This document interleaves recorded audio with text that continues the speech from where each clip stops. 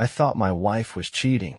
What I didn't know was that she was also hiding a body, and she wanted me to lie to the police for her. I met Olivia in a way that only makes sense in retrospect. At the time, I thought I was just helping a stranger change a flat tire. It was raining, late September, and I was heading home from a job interview that went nowhere. I pulled over, offered a hand, and ended up on my back under her Lexus, soaked to the bone and half laughing at the absurdity of it all. She stood over me with a crooked grin, her red hair plastered to her face, and told me I looked like a drowned mechanic. She bought me coffee afterward, said it was the least she could do. And from that moment on, it was like gravity bent around her. I kept orbiting closer, telling myself I wasn't falling for her, that I was just a nice guy, doing the right thing. But she had this way of making you feel like the only person in the world. That magnetic pull, that slow burn attention, it cracked something open in me I didn't know had been hollow. A year later, we were married. We didn't have the fairy tale beginning, but it felt real, tangible. Olivia had this chaotic beauty to her. She'd start painting the bedroom walls at midnight on a whim, drag me out for ice cream in the dead of winter, or climb onto the roof just to feel the stars. She lived fast, loud, full of moments. And I was the quiet one, the guy with calloused hands and practical shoes. But I felt alive next to her. Like maybe I could be something more than background noise. It wasn't perfect, of course. There were cracks. She hated boredom like it was a disease. I'd catch her scrolling Zillow for houses in cities we'd never lived in. She flirted shamelessly, waiters, mechanics, Uber drivers, but insisted it was harmless. I'm married, not blind, she'd say, with a wink that always left me half confused, half possessive. Still, I loved her. The first time I noticed something off was on our 3rd anniversary. I had made dinner, her favorite, scallops with lemon risotto. She was late getting home from drinks with Courtney, her old college roommate. I texted. No answer. Called. Straight to voicemail. By the time she walked through the door, she looked flustered. Lipstick a little smeared. Hair messy in that purposeful way that didn't look like wind. She kissed me too quickly, said something about traffic, then poured herself a glass of wine and didn't touch the food. I didn't say anything. Just watched her from across the table, the way she avoided my eyes. I told myself I was being paranoid. A week later, I found a parking ticket in the glove box, issued in a part of town nowhere near Courtney's bar. I brought it up, casually. Oh, yeah, I had to swing by a gallery opening first. You know how I am. Last minute. Forgot to tell you. She smiled, blinked, moved on. It was like trying to hold smoke. Over the next few months, the lies got smoother. Smaller, harder to challenge. She started keeping her phone on silent, changed her passwords, picked more fights over nothing, like she needed to justify staying out. Once, she accused me of being controlling for asking what time she'd be back. Another time, she said I killed the vibe with my energy. I started tracking things. Not in a crazy way, not at first. Just writing down dates, times, places she said she'd be. Patterns started forming. The same hotel receipts. A recurring charge from a florist she never mentioned. One day, I followed her. She wasn't going to yoga. She wasn't with Courtney. She was at a cabin 2 hours out of town, nestled behind pine trees and false promises. I parked down the road and waited until I saw her step out, laughing hand in hand with a man I'd never seen before. He kissed her like he didn't know she was married. Or maybe like he didn't care. I didn't confront her that day. I drove home, parked in the garage, and stared at the wheel for an hour. My pulse felt like static. My thoughts were too loud, too scattered. I wasn't just heartbroken, I was humiliated. Every dinner, every anniversary, every time she looked me in the eye and said, I love you, with someone else's touch still on her skin. But I didn't leave. Not yet. I waited, watched, gathered more. Because something didn't sit right, not just the cheating, but the way she lied. The ease. The timing. The money that didn't add up. The nights that blurred together with excuses. I started to wonder if this was more than infidelity. If there was something underneath it all. Something worse. And then one night, 3 months later, she came home early. Pale. Shaking. Dirt on her jeans and a scratch on her neck. She grabbed me by the shoulders and said, "I need you to be my alibi. I need you to be my alibi." 7 words that broke the rules of our entire marriage. What was left of it, anyway? Olivia stood in front of me, breathing like she'd just sprinted a mile, rainwater dripping from her jeans, her hair tangled like she'd been in a fight. Her eyes darted toward the hallway window, like someone might have followed her here. "What the hell happened?" I asked. She didn't answer right away. Just said, "Can we sit down?" We did. Not across from each other, next to. That detail stuck with me. She needed proximity, warmth, control. The Olivia I married always sat across from people when she was hiding something. Next to you when she was trying to make you complicit. "Do you remember Marcus?" she asked. My brain did a quick search. It came up with a vague image. "You mean your ex? The one who moved to Phoenix?" She shook her head. "No. He came back. I waited. He reached out a few weeks ago. Said he had something to tell me. Something important." "Olivia," I said slowly, "why are you only telling me this now?" She touched my arm, then pulled away like she realized that wasn't the move. Because I didn't think it mattered. But tonight, it got out of hand. I stayed quiet. The silence worked. She filled it. I met up with him. Just once. I swear it wasn't romantic. He said he had dirt on someone I used to know, someone dangerous. Said it had to do with stuff from college. Things I was around but didn't fully understand at the time. I didn't believe him at first, but he showed me things. Names. Emails. And then tonight, he told me someone else found out I'd met with him. She paused. He said we were both in danger. I blinked. "What kind of danger?" She swallowed. "The kind you don't call the cops about." I almost laughed. But then I remembered the way she came in. The scratch on her neck. Her jeans torn at the knee. He was jumpy. Kept checking his phone. I tried to leave, but he grabbed me. Said I couldn't go yet. Said I didn't get what I was involved in. We were out near that hiking trail past Lake Elwood. You know the spot. I nodded once. We struggled. He tripped, fell, hit something. I don't know if he's alive. I panicked and ran. You left him there? She nodded. Why come to me? Because I don't have anyone else. That was a lie. She had friends. Family. A lawyer she kept on retainer for property stuff. But she came to me. Her husband, the man she'd been cheating on for God knows how long. The same man she'd lied to, manipulated, made feel invisible. You want me to say you were here all night? I said. Yes. And if I don't? She looked at me then, not scared. Not pleading. Just still. Then I'm on my own. And if he's dead, I'll go to prison. I got up and walked into the kitchen. My fingers trembled as I poured a glass of water I didn't even want. I needed time to think. Because here's what Olivia didn't know. I already knew about Marcus. He wasn't just her ex. He was her ex-business partner. And last week, a certified letter came addressed to both of them. Same return address, no explanation. I didn't open it. I just took a photo and left it on her desk. It disappeared the next day. And then there was the cabin, the one I followed her to. I thought it belonged to some guy she was seeing behind my back. Turns out, it was registered to a shell company in Arizona, Phoenix, to be exact. Marcus's last known residence. So when she said this was only about an ex, I knew she was lying again. But the thing is, the lie felt prepared. Like she wasn't just hiding the truth. She was testing me. Seeing how far she could pull me in.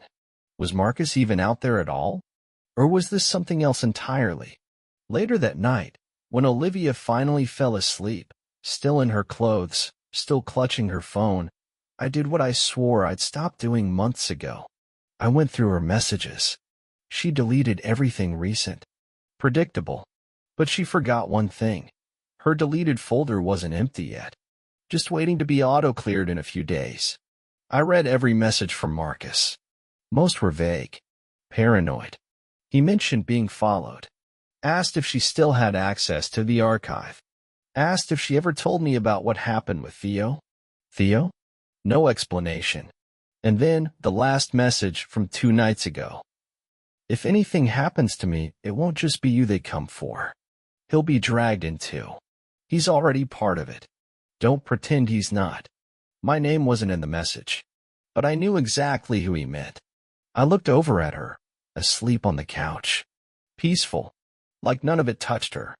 And I realized something I hadn't let myself accept before. This wasn't just about infidelity anymore. It never was. The next morning, Olivia was already gone. She left a note on the counter, just one line, scribbled fast. Taking care of it. Don't call. No name. No apology. Not even a lie this time. Just that cryptic sentence, like it was supposed to reassure me. It didn't. I stood in the kitchen for a long time, coffee untouched, her phone still in my hand. She hadn't even noticed I'd taken it during the night. Typical. She always underestimated what I noticed. What I remembered. I knew the name Theo had to mean something. And thanks to her deleted text with Marcus, I had a place to start. So I went to the garage. Tucked beneath boxes of old paint cans and in used moving supplies was the one thing Olivia hadn't touched in years, her old art portfolio. Back when we first met, she was trying to be a gallery artist.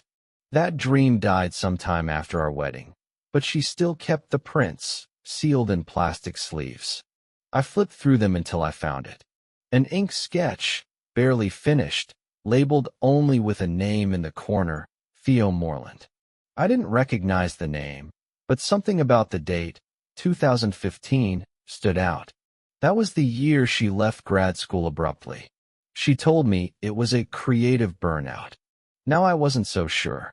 On a hunch, I Googled the name. It took less than a minute to find the article. Local graduate student's death ruled accidental. No foul play suspected. The headline was from 9 years ago. The photo showed a young man, mid-20s, kind eyes, sharp jawline. The article said he drowned in a campus lake. No drugs. No alcohol. No clear explanation. Just slipped and fell. The name of the university matched Olivia's old program. The same time. The same place. And one detail stood out at the very end of the article. Theo was part of a student-run startup focused on encrypted file storage.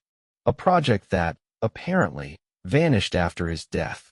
None of the co-founders responded to interviews. No one picked up where he left off. I closed the article and just stared at the screen. The archive. That's what Marcus had texted her about. Whatever Theo had been working on, whatever Olivia had access to, was still out there. Hidden. Buried beneath years of secrets and dead connections. And if Marcus was paranoid enough to send her a warning, and then wind up unconscious or worse in the woods, I had to assume someone else wanted that archive too. Suddenly, the story Olivia gave me made a little more sense. She didn't just go to meet an ex. She wanted to trade something.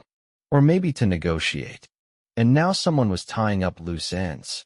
I had a feeling she was next on the list. I didn't know where she'd gone, but I knew someone who might. Courtney, her college roommate, her so-called confidant. The same name Olivia used every time she needed a quick alibi. I hadn't spoken to Courtney in years, not since the wedding, but I still had her number saved. Olivia didn't know that. When I called, she picked up on the second ring. "Hey," I said before she could hang up. "It's Eli, Olivia's husband." A pause. "Wow. Hi. Everything okay?" I didn't bother pretending. "Have you seen her today?" "No, why?" "She told me she was going to meet you." Another pause. Longer this time. Then Courtney sighed. "Jesus. Again." "What do you mean, again?" "She's been using me as a cover for weeks. Says she's staying with me, or meeting me for drinks, or calling me about her mom. I stopped correcting her after a while because I assumed you were in on it. My blood ran cold. In on what? You seriously don't know? I stayed silent. She's been meeting someone. Guy named Adam. They used to be in some weird student group together back in school. I think it was tied to that research project with Theo. Olivia said he needed help finding something. I didn't ask. Why not? Because I don't get involved in her messes. I learned that the hard way. Courtney hung up before I could ask anything else. I stood there in my kitchen, heart numb, everything finally starting to align. Marcus, Theo, Adam, the archive, and Olivia, caught in the center of it all, playing roles I hadn't even known she was capable of. But here's the part that sticks with me, the thing I can't shake. If Marcus was right, and someone was watching us, then I'd already been pulled into this the second she asked for that alibi. And now? Now I wasn't sure if Olivia had come to me because she trusted me, or because I was the only person she could afford to lose. I finally found out who she was cheating with, and it wasn't just an affair. It was the man blackmailing her with something that could get us both killed. By the time Olivia walked through the door that evening, I'd already stopped pretending I knew who she really was. She didn't look at me when she came in, just kicked off her boots, tossed her bag on the counter, and poured herself a glass of wine like she hadn't disappeared all day.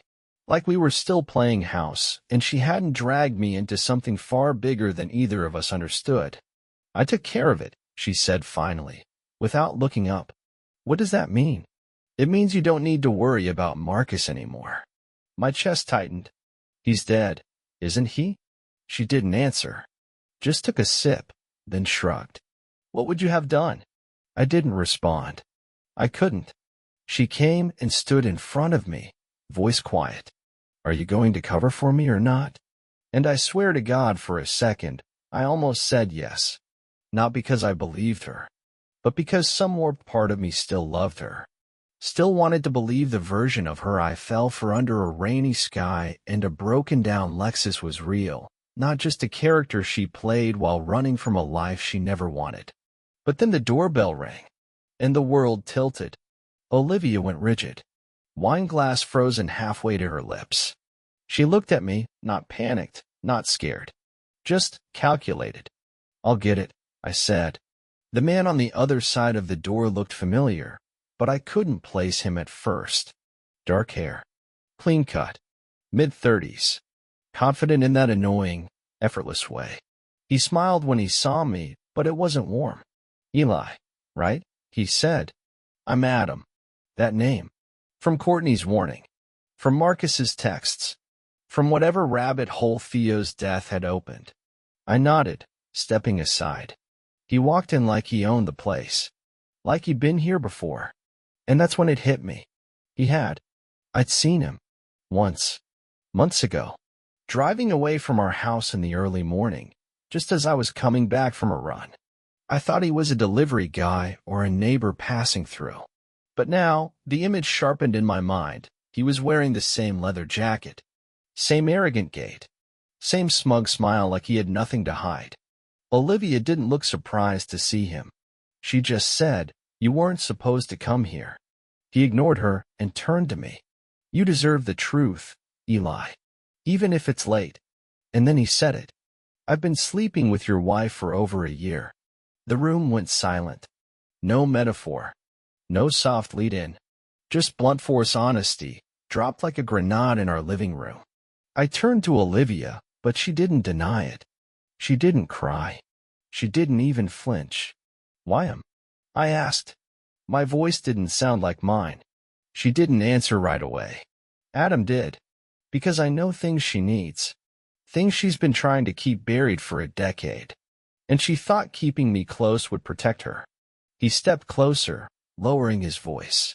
"But here's what she didn't tell you. Theo's death? It wasn't an accident. Not really. Olivia was there that night. And she's been hiding it ever since." I looked at her again. Still no denial. Just that same quiet stillness. That calculated silence. "You don't have proof," she said finally. Adam smirked. Maybe. Or maybe Marcus gave me something before he disappeared. Something you should have destroyed when you had the chance. That did it. Olivia moved toward him so fast I thought she was going to hit him. Instead, she whispered something I couldn't hear. Adam just laughed. Then he looked at me again. You think she's asking you for help because she trusts you? No. She's asking because if she goes down, she wants someone else to go with her. He left after that. No threats. No drama. Just walked out the door like he'd finished delivering bad news and was late to his next appointment. I sat down on the couch and stared at Olivia. You've been lying to me since the day we met. She didn't argue. I don't even know if you ever loved me, I said. I did, she said softly. I do.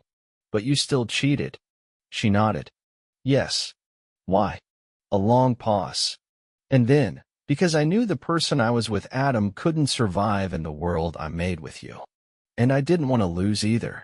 That answer broke something in me.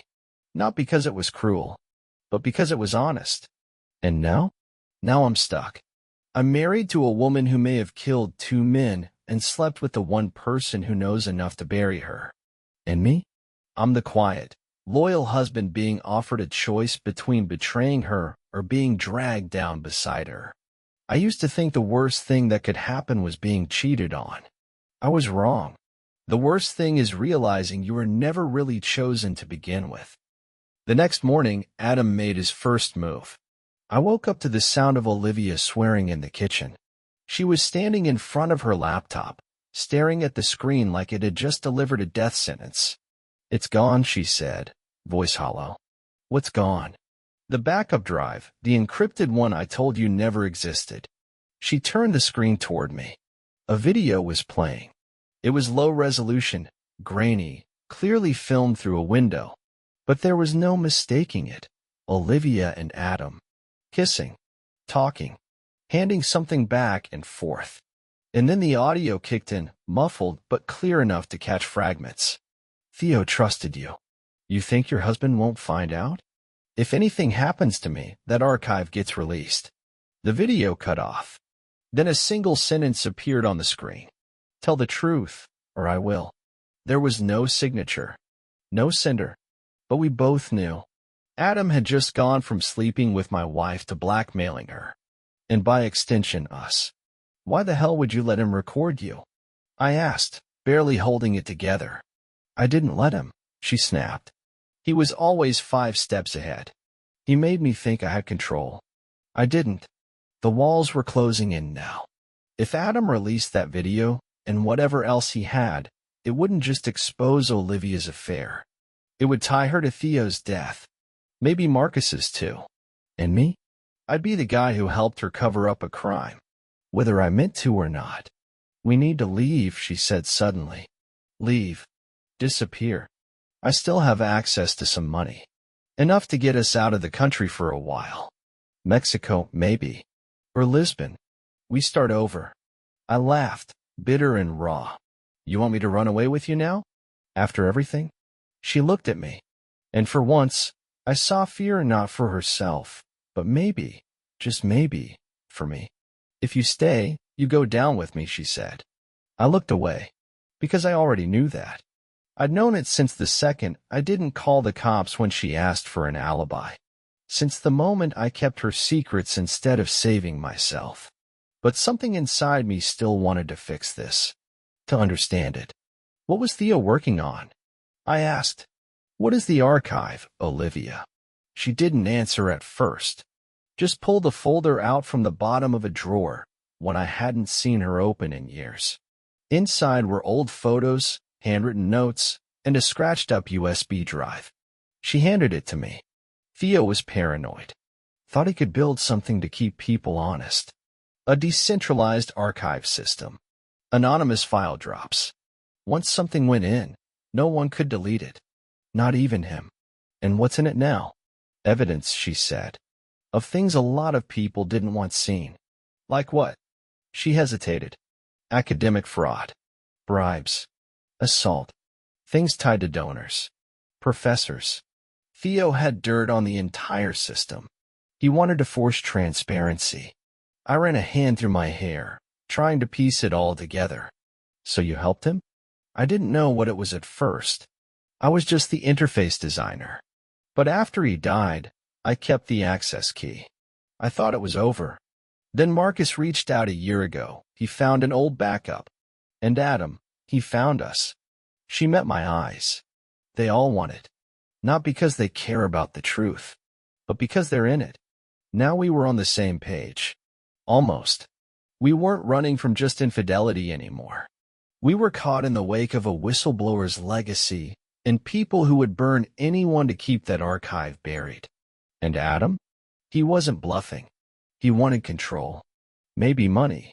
Or maybe he just liked having his foot on Olivia's neck. And he wasn't done. That night, a package showed up. No return address. No note. Inside was a burner phone. It lit up an hour later with a single message. You have 48 hours. Deliver the drive, or I send everything to the police and the press. I looked at Olivia. For the first time in months, she didn't have an answer ready. We can't give it to him, I said. She nodded. We can't keep it either. And just like that, we were trapped. No trust. No plan. No time. All we had left was each other. And that might not be enough. If I gave Adam what he wanted, we might survive. If I didn't, he'd expose everything, and we'd both go to prison. Or worse. We had 48 hours. 2 days to make a decision that could destroy both of us, or save one at the cost of the other. Olivia sat at the kitchen table, staring at the USB drive like it was a live grenade. I watched her, thinking about how quickly the lines had blurred. My wife. My betrayer. My partner in something neither of us truly understood. I couldn't forget what Adam said. She's not protecting you. She's making sure you go down with her. And maybe he was right. But here's the thing. I still didn't trust him either. We had to do something. Sitting still meant surrendering, and neither of us was built for that. So we made a plan. We give him part of it, I said. Something that looks real enough to satisfy him. A copy with dummy files. Olivia nodded slowly. Decoy archive. If he buys it, we get time. And if he doesn't? She looked up at me. Then we run. She still had access to an offshore account. Not much, but enough to get lost for a while. She claimed she set it up during her freelance days, back when she still believed she'd be famous, controversial, untouchable. I should have walked away. Instead, I helped her build the copy. It took most of the night. I watched her work like I used to in our first apartment, shoulders tense, fingers flying, face lit by nothing but a screen and stubborn pride. Somewhere between 3 and 4 a.m., I asked her, "Did you ever love him?" She didn't need to ask who I meant. She paused. Then, not in the way he wanted. He saw me as leverage, a way to get to what Theo left behind. And me? She turned. You were the only person who made me want to stop lying. I just wasn't good at it. I didn't say anything. I couldn't. By morning, we had the fake drive prepped. It was loaded with plausible files, project mock-ups, chat logs, fragments of what Olivia said Theo had stored, but nothing that could actually be verified. It looked convincing to me. The real one, she said, was now hidden in a safety deposit box under a false name. We agreed to meet Adam that night. He sent coordinates, some abandoned property on the edge of town. Cliché? Sure, but he wanted control. That much was clear. We got there early, parked down the road, watched the empty field for movement. No sign of him. Do you trust me? Olivia asked suddenly. Do you trust me? I replied. She didn't answer. Just opened the glove box and pulled out a gun I didn't know she had. Jesus, live. It's not for him, she said. It's in case he's not alone. That's when it hit me. We weren't trying to outsmart one guy. This was bigger. Adam was just the tip of it. And we were the only 2 people left holding the matchbook in a room soaked with gasoline. When Adam arrived, he came alone. Or at least, that's how it looked. He stepped out of a black SUV, calm as ever, like he was meeting us for dinner instead of a digital handoff that could decide all our futures. Got it, he asked. Olivia handed over the drive without a word. He turned it over, weighed it like he could feel whether it was real or not. Then he smiled. For what it's worth, he said, I always liked you better than Marcus. What happened to him? I asked. Adam grinned wider. You really want to know? I need to. He leaned in. He got greedy. And when people like Marcus get greedy, they disappear. But hey, at least he didn't try to be a hero. Then he left. No gunfire. No threats. No dramatic reveal. Just silence. But as soon as his SUV pulled away, Olivia said, Something's wrong. What do you mean? He didn't check the contents. Didn't even plug it in. He was just here to see if we'd give it up. And now he knows we have it, I said. She nodded. He's not done. We drove home in silence. I felt like I was carrying something fragile and already cracked. And then, as we pulled into the driveway, I noticed something strange. The door was slightly open. We hadn't left it that way. Olivia reached for the gun. I reached for my phone. But when we stepped inside, the house was empty. Nothing stolen. Nothing out of place, except for one thing. A printed photo lying on the kitchen table. It was of Olivia. With me. From years ago. A dinner party. Smiling. Happy. Oblivious. On the back, one sentence was written in red marker. You were never the target. She was. You're just the final witness. I looked at her. She looked at me. And for the first time, I realized something terrifying. I might not make it out of this alive. The photo changed everything. Not because of what it showed, but because of what it meant. You were never the target. She was. You're just the final witness. The words kept echoing in my head, over and over, until it wasn't a warning anymore. It was a promise. I realized then that Adam didn't care about justice or revenge. He cared about control, and I was just leverage. Collateral damage in a long game of blackmail and silence. And Olivia? She was already spiraling. They're in the house, she whispered, pacing. They've been in the house. They know everything. She pulled open drawers, closets, checked behind vents, like she was expecting cameras, bugs, someone crouching in the dark with a silencer and a list of names. Who's they, Olivia? I asked. Not just Adam. Who's behind this? She stopped, and finally told me everything. Theo hadn't just built a digital archive. He'd used it. Quietly. Anonymously. Leaking pieces to journalists. Tying donor fraud to university chancellors. Exposing hidden settlements for faculty abuse. The more they tried to shut him up, the more paranoid he became. He started encrypting everything. Olivia was the only one who understood his codebase. She was in it, deep. Then one night, after another leaked scandal, Theo told her he was going to burn it all to the ground. Expose everyone. Take them all down. He didn't live to do it. But Olivia did. And she kept his key. You think I killed him? She asked quietly, looking at me.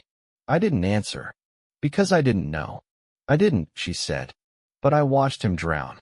Froze. I didn't help. She sank to the floor. And for the first time, I saw the truth break through all the layers of performance. Guilt.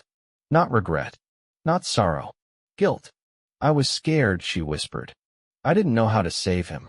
I didn't know how to save myself. I sat down beside her. And for a long moment, we were quiet. Then her phone lit up. One message. Unknown number. It's done. The cops will be there in 20.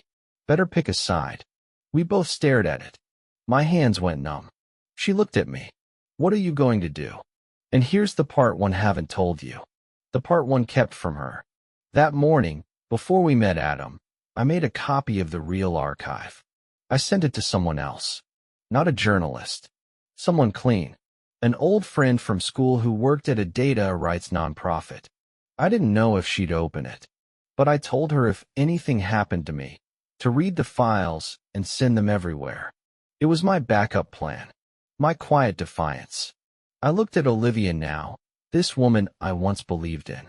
This woman who lied to me, cheated on me, manipulated me, and now sat trembling like a child waiting for a storm to pass. I'm going to tell the truth, I said. She didn't cry. She just nodded. Maybe that was her version of relief. When the police arrived, they were calm, measured. They had a search warrant. Adam had delivered a file, an edited one, pinning the entire digital archive and Marcus's disappearance on Olivia, and implicating me as the accessory. But I was ready. I gave them the real drive. I gave them my phone records, my journal, my photos, the truth, and I gave them Adam's name. It wasn't enough to fix everything, but it was enough to break the silence. In the end, Olivia took a deal. Manslaughter for Theo. Obstruction. Conspiracy. She'll serve time. Adam. He ran. Disappeared like smoke. Maybe across a border. Maybe buried in a shallow grave by someone else he tried to blackmail. I don't know. I don't care. But the archive? It went public. Names. Records. Memos. Leaked all over the internet. They couldn't bury it this time. The university board resigned. A few professors were arrested. And someone even found Theo's old journal. His final entry was just one sentence. If I go down, let the truth survive me. It did. As for me, I didn't stay. I left the city. Took a job doing carpentry again. Something real, something quiet. Some people called me a whistleblower. Some said I was a fool. But I wasn't either. I was just a man who loved the wrong person and refused to let her take me down with her. Thanks for watching. If this story pulled you in, make sure to subscribe and hit the bell so you never miss the next confession. Until next time, take care and watch who you trust.